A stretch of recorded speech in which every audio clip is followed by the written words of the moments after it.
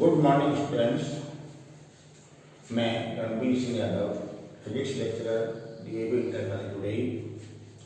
आज online classes में physics में प्रकाश की के दूसरे चैप्टर प्रकाश का गोलीय पृष्ठों पर अपवर्तन एवं लेंस के बारे में डिस्कस करेंगे। इसके पिछले क्लास में इस चैप्टर का प्रकाश का गोलीय पृष्ठों पर अपवर्तन डिस्कस कर चुके हैं। आज लेंस के बारे में बताएंगे। और आपको पिछले टर्म पर बताया चुका है कि लेंस मुख्यतः दो प्रकार के होते हैं, एक उत्तल लेंस और दूसरा अवतल लेंस।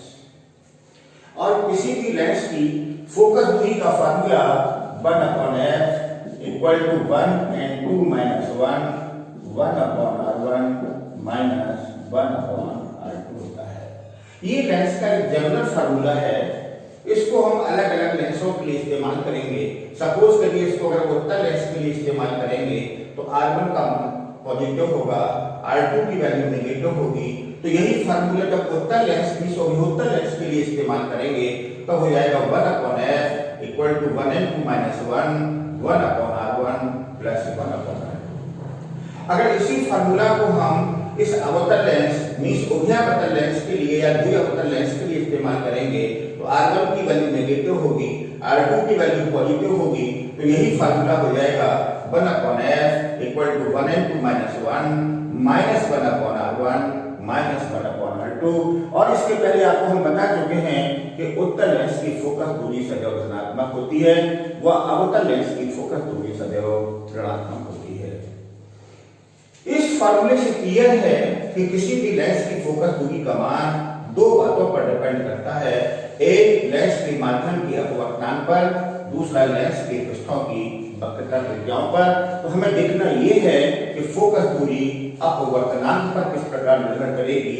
तो पहला पॉइंट हो गया फोकस दूरी की अपवर्तनांक पर निर्भरता।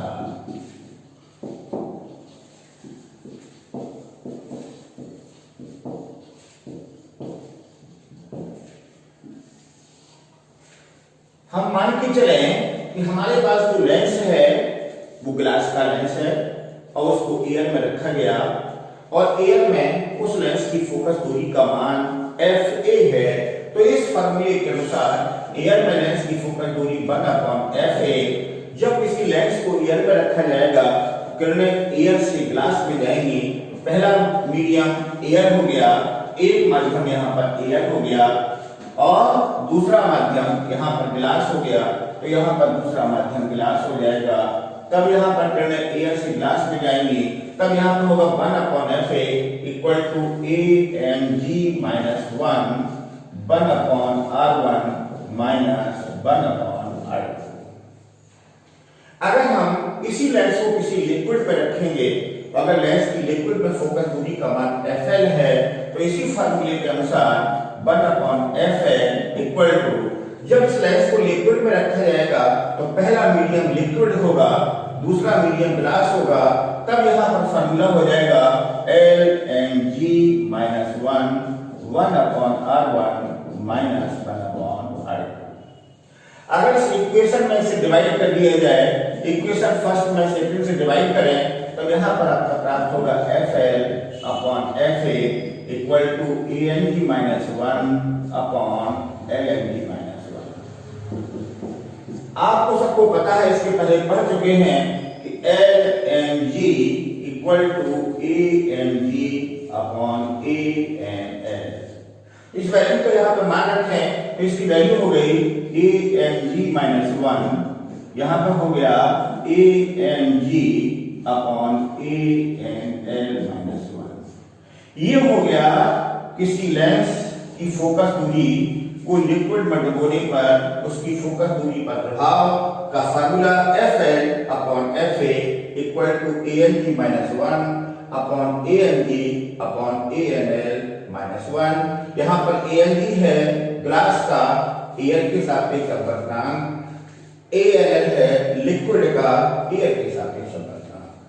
अब बात ये आती है कि जिस लेंस को हमने किसी लिक्विड या द्रव में डुबोया है उस द्रव का अपवर्तनांक ANL की वैल्यू लेंस के कांच की अपवर्तनांक ALE से कम भी हो सकती है, बराबर भी हो सकती है और ज्यादा भी हो सकती है। सपोज करिए पहला पॉइंट हम ऐसा मान लें कि जिस द्रव्य में इसको डुबोया गया उसका अपवर्तनांक कांच की अपवर्तनांक से कम है, means ANL less than ANE। तो ध्यान दें ये वैल्यू कम है, ये वैल्यू ज्यादा है, इस वैल्यू का मान 1 से ज्यादा आएगा, डिवाइड करने पर ये वैल्यू 1 से कम प्राप्त होगी, ऊपर की वैल्यू ज्यादा होगी, नीचे की वैल्यू कम होगी, डिवाइड करने पर इस पूरी वैल्यू का मान 1 से ज्यादा प्राप्त होगा, अर्थात FL greater than FA, means ऐसे लिक्विड में किसी लेंस को डुबोने पर उसकी फोकस दूरी का मान बढ़ जाएगा, परंतु उसकी प्रकृति पर कोई प्रभाव नहीं पड़ेगा।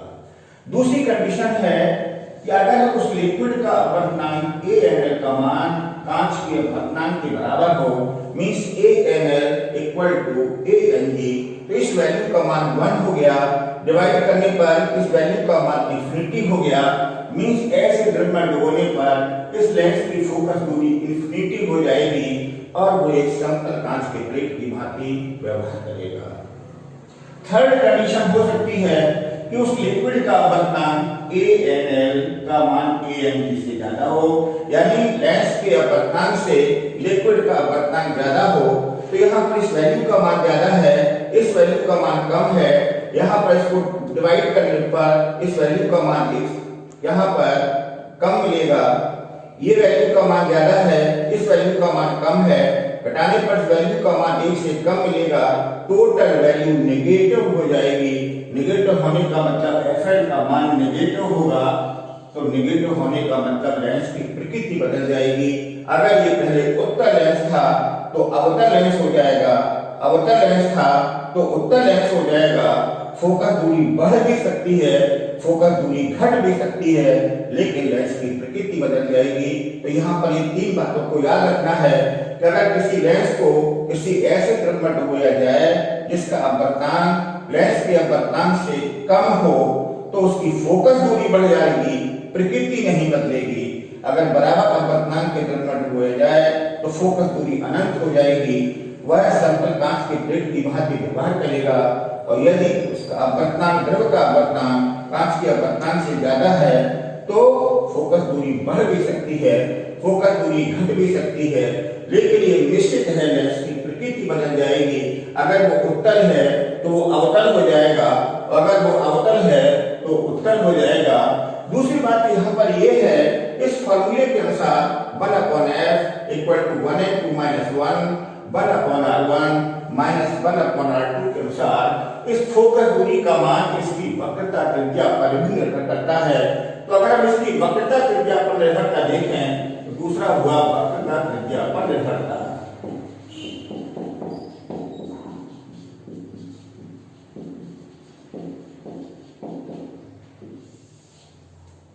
इस फार्मूले के अनुसार 1/f equal to 1n2 - 1 1/r1 minus 1/r2।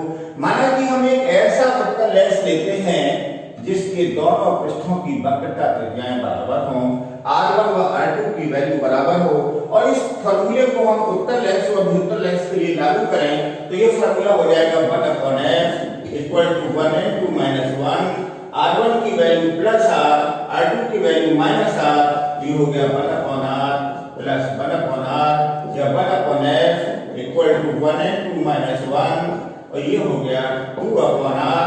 इस फार्मूले से क्लियर हो गया F प्रोपोर्शनल R।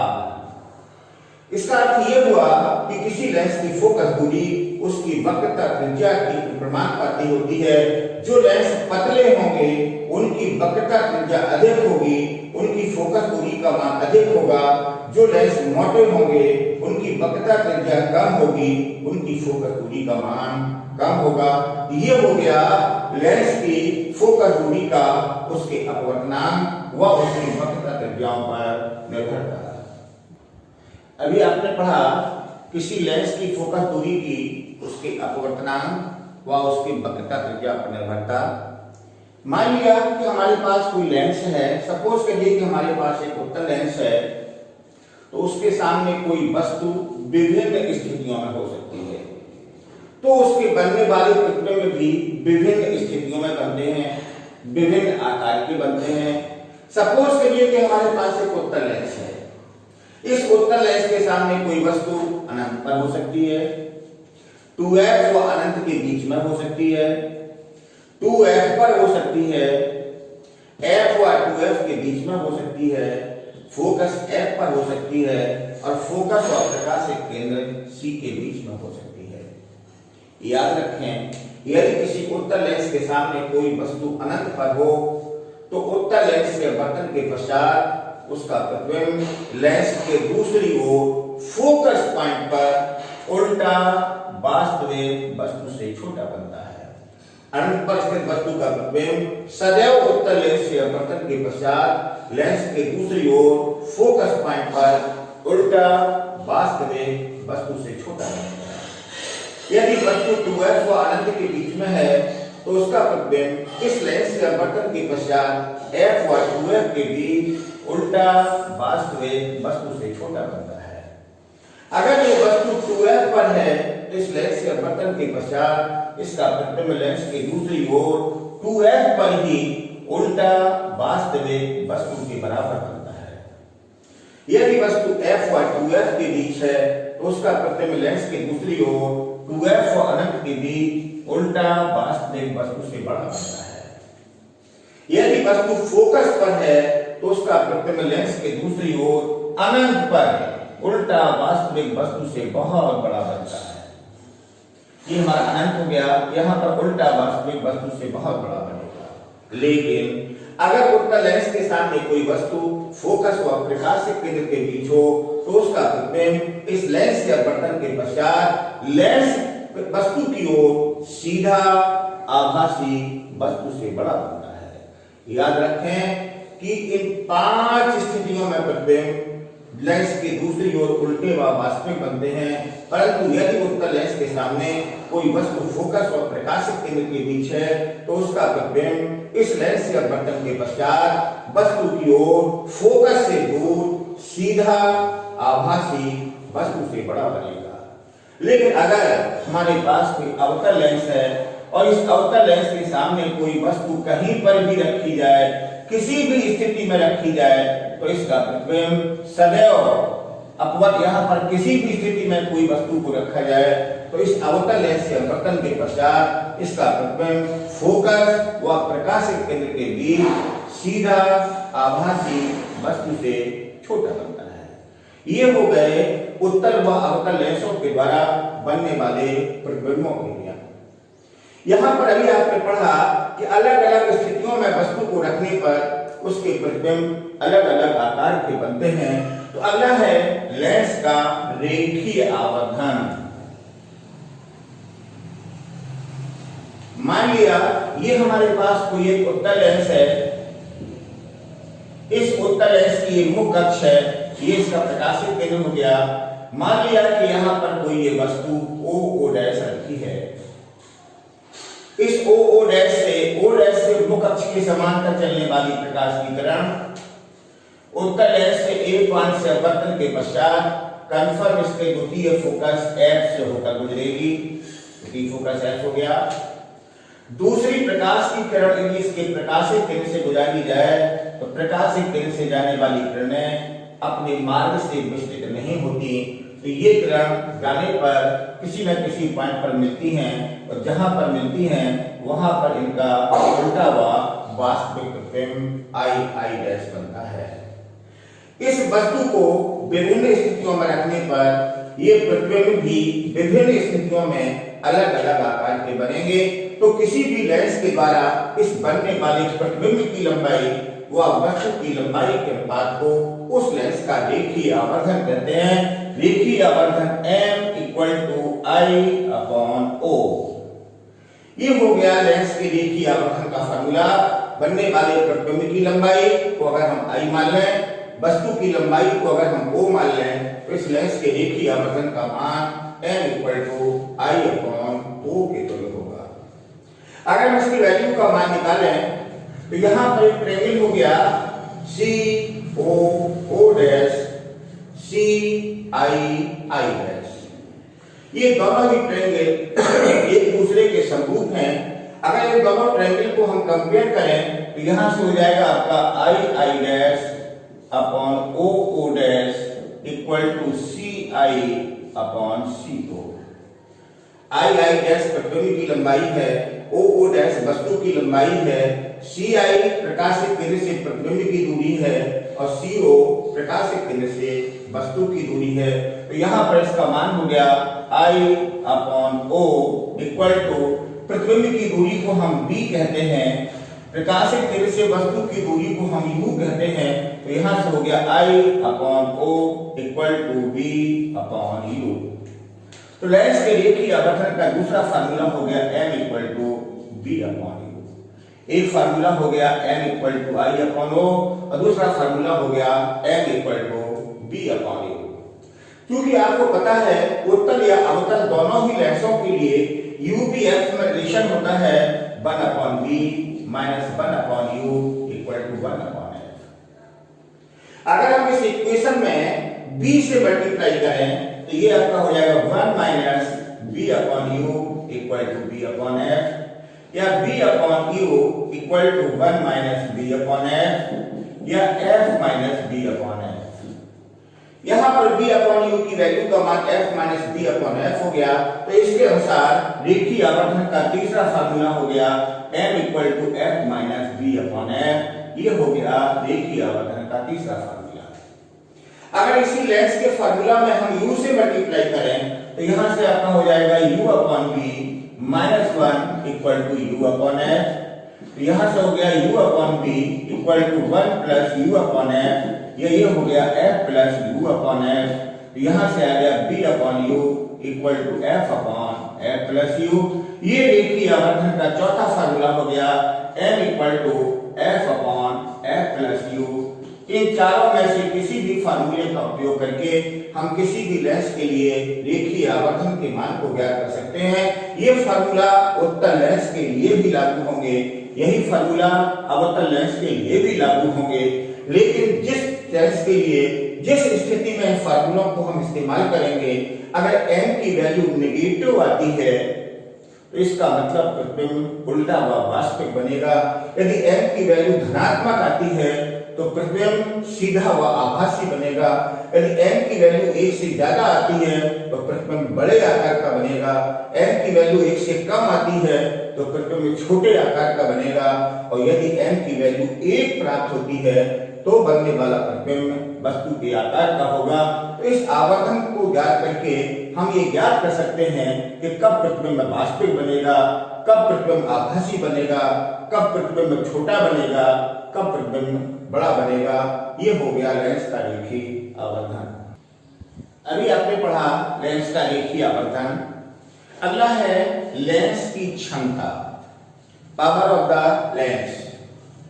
मान लिया हमारे पास कोई लेंस है, आप अभी तक पढ़ चुके, लेंस का मुख्य कार्य है प्रकाश की किरणों को अपने मार्ग से मोड़ना। तो जो लेंस प्रकाश की किरणों को अपने मार्ग से अधिक मोड़ेगा उस लेंस की क्षमता अधिक, और जो लेंस प्रकाश की किरणों को अपने मार्ग से कम मोड़ेगा उसकी क्षमता कम होगी। कुल मिला के ये मतलब हुआ कि मान लीजिए हमारे पास उत्तल लेंस है, अगर ये उत्तल लेंस पर प्रकाश की किरणों को मुख्य अक्ष के समांतर डाला गया तो आपको सबको पता है मुख्य अक्ष के समांतर आने वाली किरणें लेंस से अपवर्तन के पश्चात उसके फोकस पॉइंट पर मिलती हैं। तो कंफर्म है अगर इसका ये फोकस पॉइंट है तो किरणें इस फोकस पॉइंट पर यहाँ पर इस प्रकार से अभिसरित होंगी। अगर इस लेंस की फोकस दूरी कम है तो ये किरणें अपने मार्ग से ज्यादा मुड़ जाएंगी, और अगर ये फोकस दूरी का मान अधिक है तो ये किरणें अपने मार्ग से कम मुड़ेंगी। इसका सीधा आशय ये हुआ कि जिस लेंस की फोकस दूरी कम होगी उस लेंस की क्षमता अधिक होगी, किरणों को मोड़ने की क्षमता अधिक होगी, और जिस लेंस की फोकस दूरी ज्यादा होगी उसकी क्षमता का मान कम होगा। यानी किसी भी लेंस की क्षमता या पावर उस लेंस की फोकस दूरी के व्युत्क्रम के बराबर होती है, अर्थात P = 1/f। अगर हम फोकस दूरी को मीटर में मापें, अगर फोकस दूरी को मीटर में लिया जाए तो इस क्षमता को डायोप्टर में मापते हैं, तो तो ये इसका हो गया डायोप्टर। और अगर इसकी फोकस दूरी को सेंटीमीटर में लिया जाए तो इसका फार्मूला हो जाएगा P इक्वल टू 100/f, और तब भी इसको हम डायोप्टर में ही मापेंगे। यानी किसी लेंस की क्षमता को मापने के लिए डायोप्टर का प्रयोग करते हैं। यदि फोकस दूरी मीटर में होगी तो फार्मूला हो गया P इक्वल टू 1/f, और यदि फोकस दूरी सेंटीमीटर में होगी तो क्षमता हो गई P इक्वल टू 100/f। ये हो गया लेंस की क्षमता। अभी आपने पढ़ा कि यदि हम किसी लेंस को किसी ड्रम में डुबो दें तो उसकी फोकस दूरी बदल जाती है। यदि लेंस को कम अपवर्तनांक के ड्रम में डुबो दिया जाए तो उसकी फोकस दूरी बढ़ जाती है। और चूंकि क्षमता फोकस दूरी के विपरीत के बराबर होती है तो ये क्लियर हो गया, यदि किसी लेंस को कम अपवर्तनांक के ड्रम में डुबोएंगे तो उसकी फोकस दूरी बढ़ जाएगी परंतु उसकी क्षमता घट जाएगी। यदि किसी लेंस को बराबर अपवर्तनांक के ड्रम में डुबोते हैं तो उसकी फोकस दूरी अनंत हो जाती है, तो उसकी क्षमता का मान शून्य हो जाता है। वो एक समतल कांच के प्लेट की भांति व्यवहार करता है।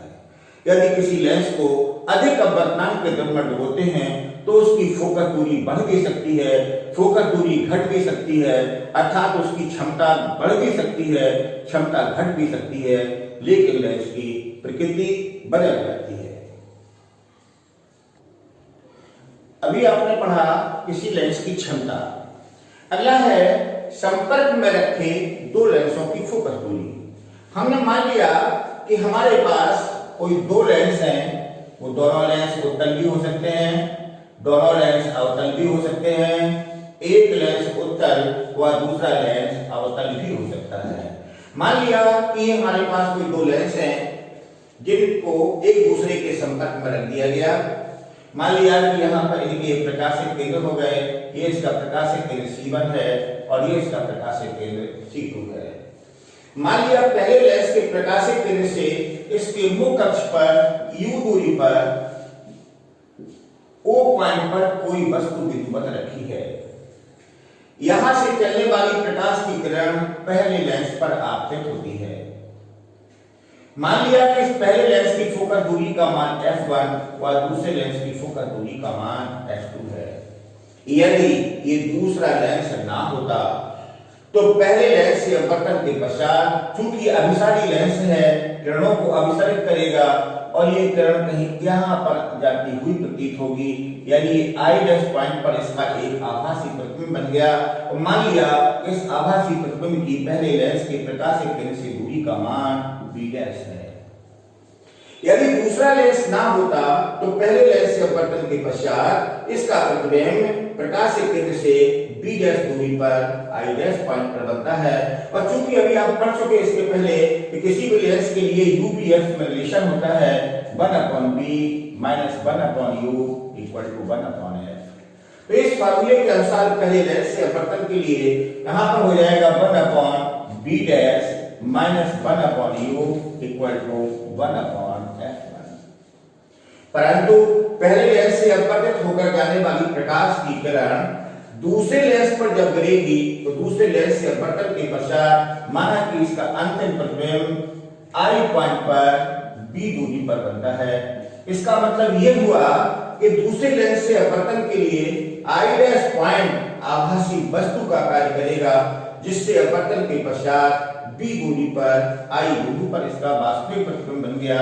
अगर यही फार्मूला दूसरे लेंस के अपवर्तन के लागू करें तब यहाँ पर B की जगह पर B हो गया, ये हो गया 1/B। चूंकि ये इसके लिए आभासी वस्तु का कार्य करता है तो U की वैल्यू का मान यहाँ पर B' के बराबर हो गया, ये हो गया -1/B' = 1/f2 हो गया।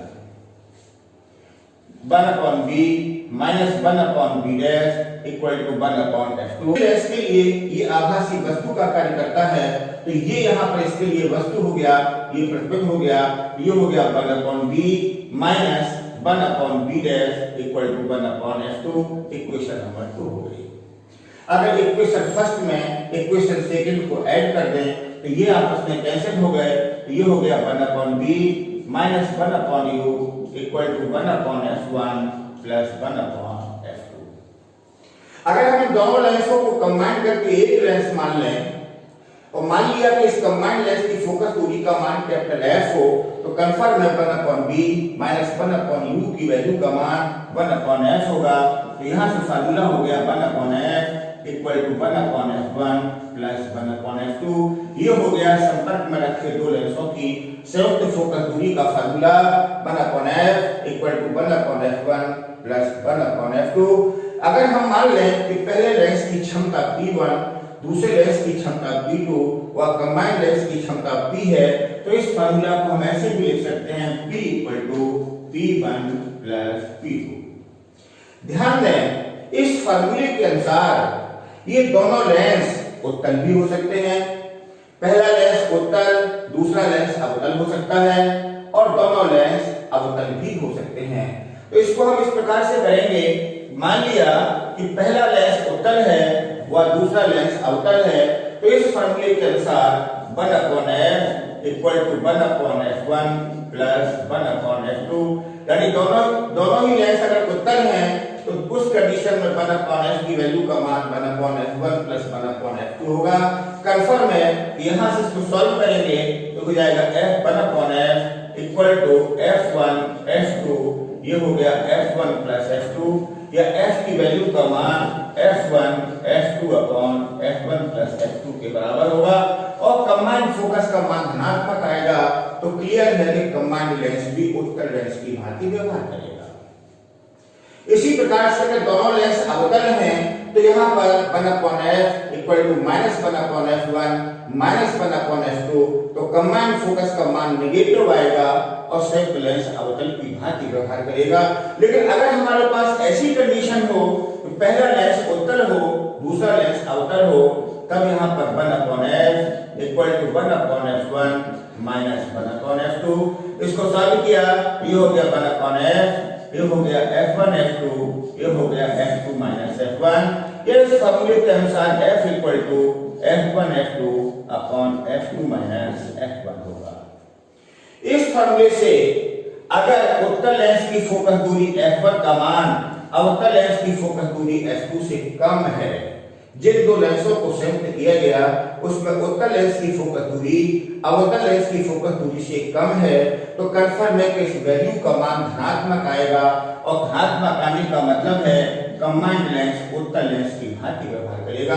तो पहली कंडीशन याद रखें कि अगर दो लेंसों को कंबाइन किया गया, उत्तल लेंस की फोकस कम है, अवतल लेंस की फोकस ज्यादा है, तो संयुक्त लेंस उत्तल लेंस की भांति व्यवहार करेगा। अगर ये दोनों लेंसों की फोकस दूरियां बराबर हैं, f1 की वैल्यू f2 के इक्वल हो गई, तो ये वैल्यू का मान 0 हो गया, f की वैल्यू इंफिनिटी हो गई, यानी फोकस दूरी अनंत हो जाएगी और कंबाइंड लेंस एक समतल कांच के प्लेट की भांति व्यवहार करेगा, उसका लेंस प्रकृति समाप्त हो जाएगी। थर्ड कंडीशन हो सकती है कि उत्तल लेंस की फोकस ज्यादा है तो अवतल लेंस की फोकस कम है, तो ये वैल्यू नेगेटिव आएगी, तो f की वैल्यू का मान नेगेटिव हो गया, यानी कंबाइंड लेंस अवतल लेंस की भांति व्यवहार करेगा। तो यहाँ से आपको याद रखना है कि जिस लेंस की फोकस दूरी कम होती है, लेंस उसी लेंस की भांति व्यवहार करता है। उत्तल की फोकस कम है तो उत्तल की भांति व्यवहार करेगा, अवतल की फोकस कम है तो अवतल की भांति व्यवहार करेगा। अगर दोनों लेंसों की फोकस दूरियां बराबर हैं तो कंबाइंड लेंस की फोकस दूरी अनंत हो जाएगी, वो एक समतल कांच के प्लेट की भांति व्यवहार करेगा और उसकी क्षमता का मान 0 हो जाएगा।